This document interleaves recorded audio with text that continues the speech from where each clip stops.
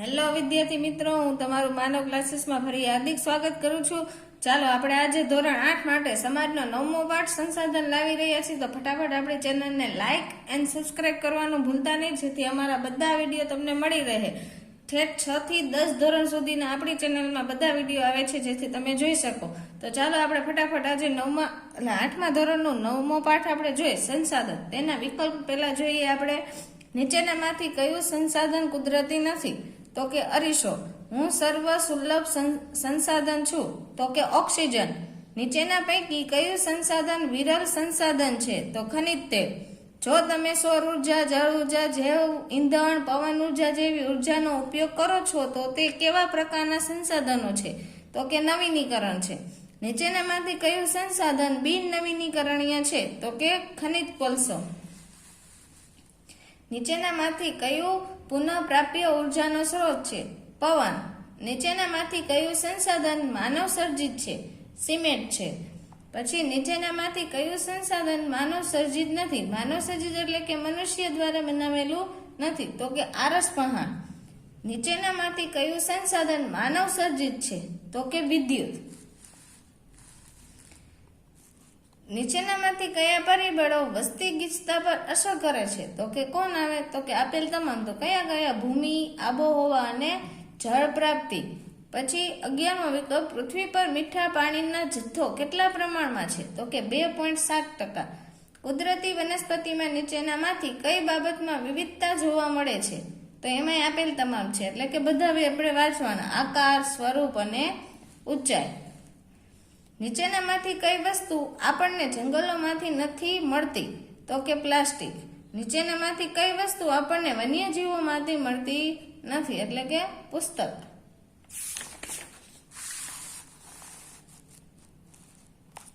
કચ્છ જિલ્લામાં જોવા મળતું ખાલી જગ્યા પક્ષી આજે લુપ્ત થઈ રહ્યું છે? તો કે ઘોરાડ. રાસાયણિક ખાતરોનો વપરાશ લાંબે ગાળે તો જમીનની ગુણવત્તા ઘટાડે છે. નીચેનામાંથી કઈ પ્રવૃત્તિ સંસાધનોનું સંરક્ષણ કરતી નથી? તો કે રાસાયણિક ખાતરનો વધુ ઉપયોગ કરવો. પછી ખાલી જગ્યા છે તો કે એમાં માનવ સમાજની આર્થિક વૃદ્ધિ અને વિકાસનો મૂળ આધાર? તો કે સંસાધન. ખાલી જગ્યા સંસાધનનો ગુણધર્મ છે ઉપયોગિતા. પવનચક્કીનો ઉપયોગ શરૂ થતા ખાલી જગ્યા એક અગત્યનું સંસાધન ગણાય? તો કે પવન. ઓક્સિજન વાયુ ખાલી જગ્યા સંસાધન છે સર્વસુલભ. તમામ સંસાધનોમાં ઉપયોગિતાની દ્રષ્ટિએ ખાલી જગ્યા મોખરા સ્થાને છે ભૂમિ. પૃથ્વી સપાટીના કુલ ક્ષેત્રફળના લગભગ ખાલી જગ્યા ટકા ભાગ ભૂમિ દ્વારા રોકાયેલો છે. જો આ ખાસ યાદ રાખવું વિદ્યાર્થી, પૂછાયું છે. 29% છે. ભૂમિની જરૂરિયાત સંતોષવા માટે માનવીએ ખાલી જગ્યાનું નિકંદન કાઢ્યું છે. કેનું નિકંદન? તો કે જંગલોનું. જળ એ ખાલી જગ્યા સંસાધન છે કુદરતી. પૃથ્વી સપાટીના ખાલી જગ્યા ભાગ પર પાણી અને ખાલી જગ્યા ભાગ પર ભૂમિ. તો પાણી કેટલા ભાગમાં? 3/4 અને ભૂમિ 1/4. આપણી પાસે મીઠા પાણીનો આશરે ખાલી જગ્યા ટકા જેટલો નજીવો જથ્થો ભૂમિગત જળ નદી, સરોવર કે ઝરણા રૂપે ઉપલબ્ધ છે 2.7%. ખાલી જગ્યાઓ વિવિધ કીટકોનો આહાર કરી તેની સંખ્યા નિયંત્રિત રાખે છે. કોણ? તો કે પક્ષીઓ. ખાલી જગ્યા પક્ષીની સંખ્યામાં ભારે ઘટાડો છે ગીધ. જમીન ધોવાણથી જમીનની ફળદ્રુપતા શું થાય? ઘટે છે. વધુ પડતી ખાલી જગ્યાથી જમીનની ઉત્પાદન શક્તિ ઘટે છે. તો એ કેમાં? સિંચાઈ કરવાથી. ખેતીમાં પાણીનો વ્યય અટકાવવા ખાલી જગ્યા સિંચાઈ પદ્ધતિ વાપરવી જોઈએ? તો કે ટપક. નીચે છે ખરા ખોટા? તો ચલો, પેલું ખરું ખોટું શું કહે છે? આપણી આસપાસ જોવા મળતા કુદરતના બધા જ તત્વો સંસાધન કહેવાય છે? તો કે ખોટું. ક્રાયોલાઇટ વિરલ સંસાધનનું ઉદાહરણ છે? ખોટું. કુદરતી વાયુ નવીનીકરણીય સંસાધન છે? સાચું. બહુ હેતુક યોજના માનવ સર્જિત સંસાધન છે? સાચું. માનવ એ સંસાધન નથી, પરંતુ સંસાધનનો ઉપયોગ કરનાર જ છે? ખોટું. પૃથ્વીની સપાટી પર આવેલા સમગ્ર ભૂભાગમાં માનવ વસવાટ શક્ય નથી? એટલે કે ખોટું. પૃથ્વી પરનું મોટા ભાગનું પાણી સમુદ્રો અને મહાસાગરોમાં છે? સાચું. ઘરના આંગણામાં ગુલાબના 6 છોડ ઉગાડીએ તો તેને ગુલાબનું જંગલ કહેવાય? ખોટું. વધતી જતી વસ્તી અને ટેકનોલોજીના અસાધારણ વિકાસથી સંસાધનોનો વપરાશ સતત વધી રહ્યો છે. સાચું. પૃથ્વી પરના તમામ સંસાધનો અખૂટ છે. ખોટું. આપણે સંસાધનોનો આયોજનપૂર્વક અને કરકસરભર્યો ઉપયોગ કરવો જોઈએ. તો કે સાચું. ખેતીમાં જૈવ જંતુનાશકો વાપરતા જોઈએ. સાચું. આ હતા ખરા ખોટા. નીચે તમને તફાવત આપેલો છે. જુઓ, આપણે વિજ્ઞાનમાં આવતા તફાવત, પણ હવે સમાજમાં પણ તફાવત આવવા માંડ્યા. તો કે નવીનીકરણ અને બિન નવીનીકરણ એ કોને કહેવાય, એનો આપણે તફાવત કહેવાનો છે.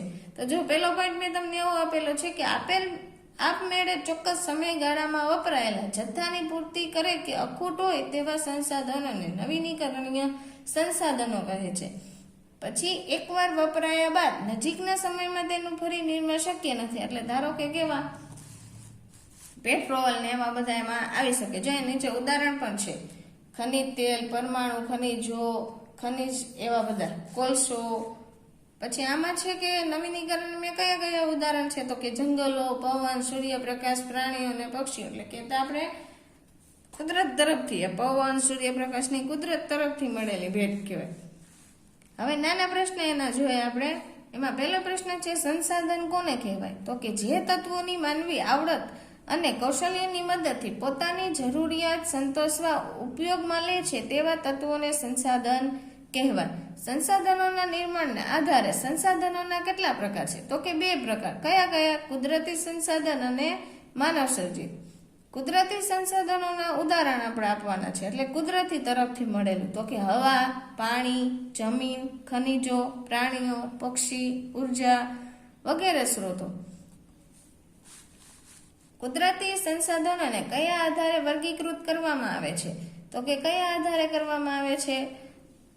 કુદરતી સંસાધનોને પુનઃપ્રાપ્યતાના આધારે અને વિતરણ ક્ષેત્રો કે પ્રાપ્તિ સ્થાનોના આધારે વર્ગીકૃત કરવામાં આવે છે. કયા સંસાધનોને વિરલ સંસાધન કહે છે? ઉદાહરણ આપો. તો કે જે સંસાધનો આપણને મર્યાદિત સ્થાનો પરથી જ પ્રાપ્ત થાય છે તેવા સંસાધનોને વિરલ સંસાધન કહે છે. ઉદાહરણ તરીકે કયા કયા? તો કે કોલસો, વિદ્યુત ધાતુઓ, ખનિજ તેલ, કુદરતી વાયુ અને યુરેનિયમ વગેરે. સંસાધનોની પુનઃપ્રાપ્યતાના આધારે કેટલા પ્રકાર છે? તો કે એમાં 2 જ છે, નવીનીકરણીય સંસાધન અને બિન નવીનીકરણીય સંસાધન. જો આ 2 પ્રશ્નમાં ખાસ ધ્યાન રાખવાનું. સંસાધનોના નિર્માણને આધારે કહીએ તો તમારે આ 2 આવશે, કુદરતી અને માનવ સર્જિત. અને પુનઃપ્રાપ્યતાના આધારે કહીએ તો નવીનીકરણ અને બિન નવીનીકરણીય. આ 2 શબ્દ યાદ રાખવાના છે. આમાં છોકરા બહુ ઘણી બધી ભૂલ કરે છે. આ પ્રશ્ન આમાં લખે, આ પ્રશ્ન આમાં લખે. નિર્માણનું કહીએ તો કુદરતી અને માનવ સર્જિત, અને પુનઃપ્રાપ્યતા કહીએ તો નવીનીકરણીય અને બિન નવીનીકરણીય.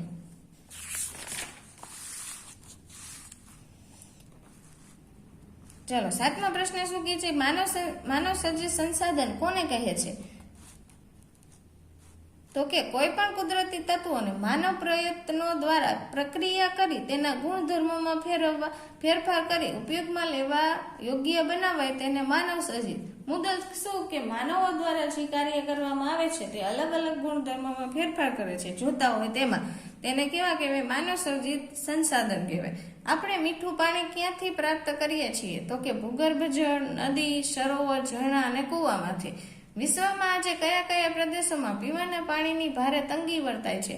ક્યાં ક્યાં છે? તો કે દક્ષિણ અમેરિકા, આફ્રિકાના મોટાભાગના પ્રદેશો, મધ્ય પૂર્વ એશિયા, ઓસ્ટ્રેલિયા વગેરે પ્રદેશોમાં તંગી વર્તાય છે. ભારતના કયા પ્રદેશોમાં ઉનાળામાં પીવાના પાણીની તંગી સર્જે? તો કે ગુજરાતમાં સૌરાષ્ટ્ર, કચ્છ, ઉત્તર ગુજરાત, પશ્ચિમ રાજસ્થાનના જેસલમેર અને બાડમેર જિલ્લા, દખણના ઉચ્ચ પ્રદેશોનો મધ્ય ભાગ વગેરે ક્ષેત્રોમાં ઉનાળામાં પીવાના પાણીની તીવ્ર તંગી સર્જાય છે. જળ તંગી માટે જવાબદાર મુખ્ય પરિબળો કયા કયા છે? તો કે જળ તંગી માટે વસ્તી વિસ્ફોટ, રોકડિયા પાકોનું વધતું જતું વાવેતર, આધુનિક જીવનશૈલી, શહેરીકરણ, ઉદ્યોગો, નવીનીકરણ પછી જેવા પરિબળો મુખ્યત્વે જવાબદાર છે. કુદરતી વનસ્પતિ કોને કહેવાય? તો કે પોતાની જાતે ઉગનારી વનસ્પતિ, વેલા, છોડવા અને વૃક્ષોને કુદરતી વનસ્પતિ કહે છે. પછી છે 13મો પ્રશ્ન, વનસ્પતિનું વર્ગીકરણ શેના આધારે થાય? તો કે વનસ્પતિનું વર્ગીકરણ તેની સંરચના અને સ્વરૂપમાં જોવા મળતા વૈવિધ્યના આધારે થાય છે. જો સંરચના અને સ્વરૂપમાં જોવા મળતા શું? તો કે વૈવિધ્યના આધારે. વન્ય જીવોમાં શેનો સમાવેશ થાય છે? તો કે પશુ, પંખી અને કીટકોનો. વન્ય જીવોમાંથી આપણને કઈ કઈ વસ્તુઓ પ્રાપ્ત થાય છે? તો કે માંસ, ચામડા, રૂંવાટીવાળા ખાલ, મધ, ઊન વગેરે જેવી વસ્તુઓ પ્રાપ્ત થાય છે. પછી તળાવ અને સરોવરની પાણી સંગ્રહણ ક્ષમતા વધવા શું કરવું જોઈએ? તો કે સંગ્રહ ક્ષમતા વધવા જમા થયેલ કાપ દૂર કરી તેમને ઊંડા કરવા જોઈએ. કયા ઉર્જા સ્ત્રોતો નજીકના ભવિષ્યમાં ખૂટી જશે તેવું જણાય છે? કોલસો, ખનિજ તેલ અને કુદરતી વાયુ જેવા ઉર્જા સ્ત્રોતો ખૂટી જશે ભવિષ્યમાં તેવું જણાય છે. ચાલો, આ હતા નાના પ્રશ્ન. હવે આપણે જોવાના છે ટૂંકમાં ઉત્તર. પહેલો પ્રશ્ન જોઈ, માનવ સંસાધન વિશે ટૂંકનું લખો. ચલો, પેલું શું કહે છે? જગતના સંસ્કૃતિનું નિર્માણ કરનાર માનવ પોતે સશક્ત સંસાધન છે. એટલે કે આ વિશ્વમાં જે કંઈ નવી નવી એક્ટિવિટી ટેકનોલોજી લાવી કોને દ્વારા થાય છે? કે માનવ દ્વારા.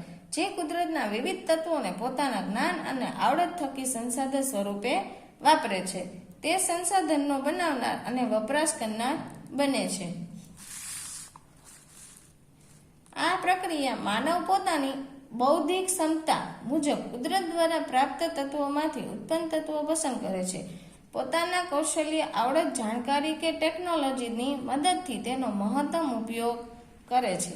શિક્ષણ અને આરોગ્યની સેવાઓ દ્વારા માનવ ખુદ એક વિશિષ્ટ પ્રકારનું સંસાધન બની ગયો છે. પછી માનવીની સંસાધન બનવાની આ પ્રક્રિયાને માનવ સંસાધન વિકાસ કહે. જો આ પ્રશ્ન પૂછે છે પરીક્ષામાં એવો છે, જેથી તમારે વાંચવો ફરજિયાત, વાંચી લેવું ખાસ કરીને. પછી બીજો પ્રશ્ન કહે છે, ભૂમિ આપણને કઈ રીતે ઉપયોગી છે? તો કે ભૂમિ મોટા ભાગના માનવો અને પ્રાણીઓનું નિવાસ સ્થાન છે. આ ઉપરાંત ભૂમિ ખેતી, ખનિજ ઉત્ખનન, જંગલો વગેરેમાંથી ઉપયોગી છે. ભૂમિ પર રસ્તાઓ બાંધી વાહન વ્યવહારનો વિકાસ કરી શકાય છે. ઉદ્યોગો અને બીજા વેપાર બંધો આધાર પણ ભૂમિ જ છે. આમ ભૂમિ આપણને અનેક રીતે ઉપયોગી છે. કારણ આપો. વિશ્વના મહાન નગરોમાં બહુમાળી મકાનો વધતા જાય છે. તો કે વિશ્વમાં આજે વસ્તી કૂદકે ને ભૂસકે વધતી જાય છે. એટલે કે દિવસે દિવસે વસ્તીમાં શું થાય છે? વધારો થાય છે. આ વસ્તીને રહેઠાણની જરૂરિયાત પૂરી કરવા વધુ ને વધુ ભૂમિની જરૂરિયાત ઊભી થાય છે. પણ ભૂમિ તો અત્યંત મર્યાદિત છે. એટલે કે માણસોને જો વસ્તી વધે તો એને રહેવા માટેનું બધી વસ્તુ અવેલેબલ કરવી પડે. મહાનગરોમાં ઔદ્યોગિક વિકાસ અને બધી સુખ સગવડો મળી રહેતી હોવાથી મોટા ભાગની વસ્તી ત્યાં રહેવાની સગવડ શોધે છે.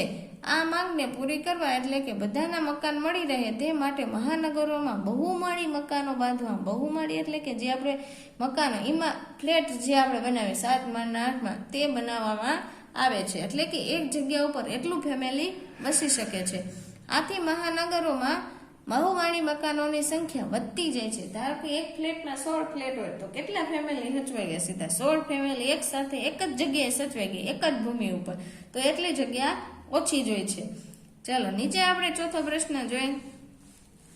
એ પણ મોસ્ટ આઈએમપી છે, પૂછાય એવો છે. ચાલો, જંગલો આપણને ખૂબ ઉપયોગી છે. વિધાન સમજાવો. તો કે પેલું, જંગલો વાતાવરણમાં ઓક્સિજન અને કાર્બન ડાયોક્સાઇડનું સંતુલન જાળવે છે. આ તો બધાને આવડતું જ હોય, કેમ કે વિજ્ઞાનમાં પણ આવે છે. ઇમારતી અને બળતણનું લાકડું પૂરું પાડે છે. ત્રીજું શું કહે છે? જમીનનું ધોવાણ અટકાવે છે. ભૂગર્ભ જળની જાળવણી કરે છે. વરસાદ લાવવામાં મદદ કરે છે. ઘણા બધા વન્યજીવોને રહેઠાણ અને ખોરાક પૂરો પાડે છે. વિવિધ ફળો, ઔષધીય ઉદ્યોગો માટેનો કાચો માલ, ગુંદર, લાખ વગેરે જેવી આપણી અનેક જરૂરિયાતો જંગલ સંતોષે છે. આથી કહી શકાય કે જંગલો આપણને ખૂબ ઉપયોગી છે. વન્યજીવો સાથી ઘટી ગયા છે. તો કે છેલ્લા થોડાક દાયકાઓથી પૃથ્વી પર જંગલોનું આચ્છાદન સતત ઘટી રહ્યું છે. એટલે કે ઝાડવા કાપના હિસાબે શું થાય? જંગલો નાબૂદ થઈ જાય છે. શિંગડા, દાંત, ચામડું, રૂંવાટીદાર ખાલ, હાડકાં વગેરે મેળવવા માનવી સતત આવા પ્રાણીઓનો શિકાર કરી રહ્યો છે. આ કારણથી વન્યજીવોની સંખ્યામાં ભારે ઘટાડો થઈ રહ્યો છે. .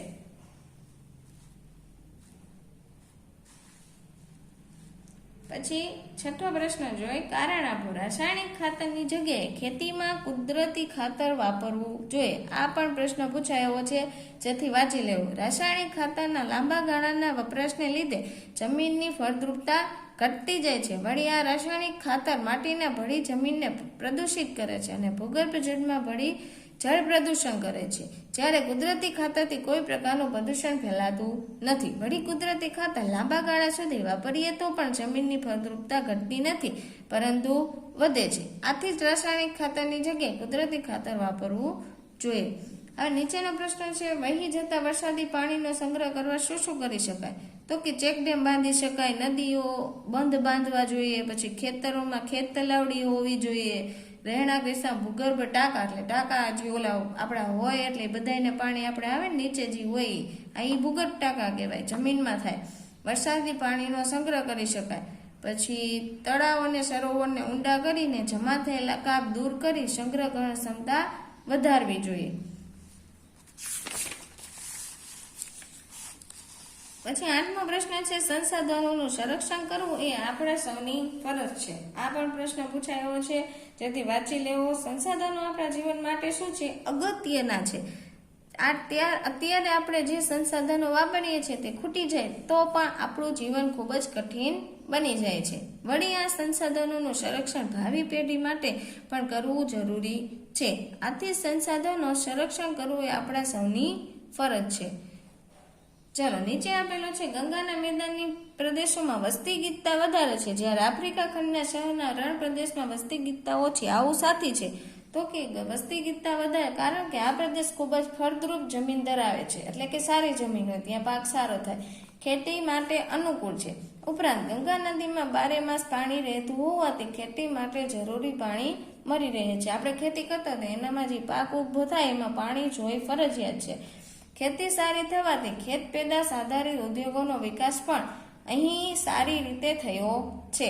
અહીં માનવ જીવનના વિકાસ માટે અનુકૂળ સંજોગો હોવાથી અહીં ગીચ વસ્તી છે, જ્યારે આફ્રિકા ખંડના શહેરના રણ પ્રદેશમાં આનાથી ઉલટું રેતાળ જમીન છે, જે ખેતી માટે બિલકુલ ઉપયોગી નથી. ઉપરાંત રણ પ્રદેશ હોવાથી ગરમી વધુ પડે છે અને 12 માસ પાણીની તંગી રહે છે, તેથી તે જમીનમાં કોઈ વસ્તુ થતી નથી. 10મો પ્રશ્ન છે, સંસાધનો ખૂટી પડે તો શું થાય? તો કે ઔદ્યોગિક ધંધાઓ બંધ થઈ જાય, ઉદ્યોગો દ્વારા ચીજ વસ્તુઓ દુર્લભ બની જાય અને માનવે અનેક સમસ્યાનો સામનો કરવો પડે છે. આ ટૂંકમાં ઉત્તર છે, જે વધારે પૂછાય છે, જે અમે કીધેલા છે, તમારે ખાસ વાંચી લેવા. અને નીચે મુદ્દાસર પ્રશ્ન છે, ચાલો એ તમે જોઈ શકો છો આમાંથી, અને તમને મોસ્ટ ટાઈમ પીકી દે કે એક તો જો આ કરવાનો છે, બીજો એ બહુ વધારે પૂછાય છે પરીક્ષામાં, વાંચવાના બધા પણ વધારે પાકું કરવાનો. જો અમે કઈ વધારે ધ્યાન રાખો, માનવ સર્જિત સંસાધનો રહીને ટૂંકનો વધારે પૂછાય છે પરીક્ષામાં. પછી એની નીચે કંઈક પરિસર તંત્ર કોને કહેવાય છે? એ પણ સારો જ છે. જીવાવરણ વિશે છે કે સજીવ બીજા સજીવ પર જોડાઈને અસ્તિત્વ ટકાવે, એને પરિસર તંત્ર કહે છે. પછી આ બાજુ છે, વનસ્પતિ આપણી જરૂરિયાતો પૂરી કરે છે, સૃષ્ટિ આવાસ ખોરાક પૂરા પાડે છે, પ્રાણી વનસ્પતિ જાતિ પ્રજાતિ ફેલાવવામાં મદદ થઈ શકે છે. પછી કાર્બન ડાયોક્સાઇડ માનવ પ્રાણીઓ દ્વારા ઉત્સર્જન કરવામાં આવે છે, જ્યારે ઉત્સર્જિત ઓક્સિજન વાયુ માનવ અને પ્રાણીઓ દ્વારા કરવામાં. જો આ પણ વિજ્ઞાનનો જ પોઈન્ટ છે, આપણે આવે છે. આ રીતે પરિસર તંત્રમાં જીવ પોતાના રહેઠાણ, ખોરાક અને અન્ય જૈવિક ક્રિયાઓ એકબીજા પર આધાર રાખે છે. આ સંસાધનોના સંરક્ષણના ઉપાય, આ પણ મોસ્ટ એમપી છે. આ બીજો કીધો એ માનવ સર્જિત સંસાધનો, અને આ ચોથો પ્રશ્ન એ પણ મોસ્ટ એમપી વધારે પૂછાય છે, જેથી પાકા કરે. નીચે તમને જોડકા આપેલા છે, એ તમે જોઈ શકો છો આમાંથી. અને ચાલો આપણે આજે આ વિડીયોને અહીંયા વિરામ આપશું. જો તમને અમારા વિડીયોમાં કંઈ જાણવા મળતું હોય અને મજા આવતી હોય અને તમે આનાથી જોઈને કાંઈ શીખવા મળતું હોય અને તમારા કોઈ અભ્યાસક્રમમાં કોઈ વૃત્તિ બાકી રહેતી હોય પૂરા કરતા હોય તો અમારી ચેનલને ફટાફટ લાઇક એન્ડ સબસ્ક્રાઈબ કરવાનું ભૂલતા નહીં.